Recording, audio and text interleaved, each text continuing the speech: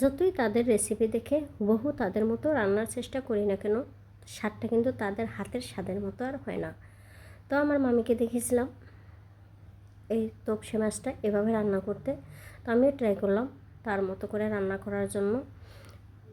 প্রথমে আমি এখানে পরিমাণ মতো পেঁয়াজ কুচি নিয়েছি, পেঁয়াজের পরিমাণটা একটু বেশি নিয়েছি। পেঁয়াজ কুচিটা দিয়ে তার ভিতর আমি সব ধরনের মশলা দিয়ে দিয়েছি, হলুদের গুঁড়ো, মরিচের গুঁড়ো, ধনিয়ার গুঁড়ো, স্বাদ মতো লবণ আর সামান্য জিরার গুঁড়ো, আর সাথে দিয়ে দিয়েছি সয়াবিন তেলও। তো তেলটা দিয়ে আমি মশলাটা হাতে ভালো করে একটু মেখে নিয়েছি।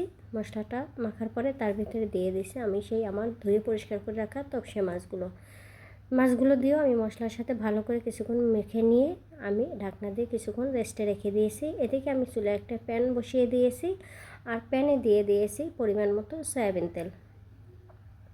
তেলটা আমার গরম হয়ে গেছে। তেলটা গরম হয়ে যাওয়ার পরে আমার সেই পেঁয়াজের সাথে সব মশলা দিয়ে মেখে রাখা যে মাছটা ছিল সেই মাছটা আমি দিয়ে দিয়েছি তেলের ভিতরে।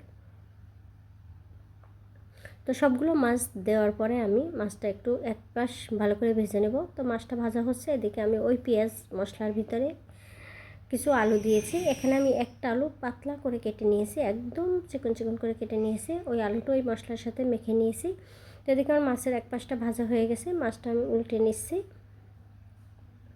যেহেতু এই মাছটা নরম, সে কারণে মাছটা আস্তে আস্তে আলতো হাতে উল্টে নিয়েছি।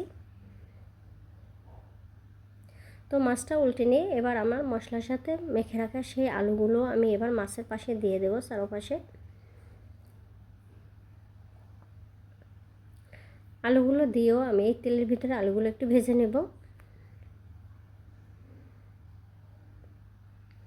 তো আলুটা আমি কিছুক্ষণ উল্টে পাল্টে ভেজে নিয়ে তাতে আমি দিয়ে দেব পরিমাণ মতো ঝোল।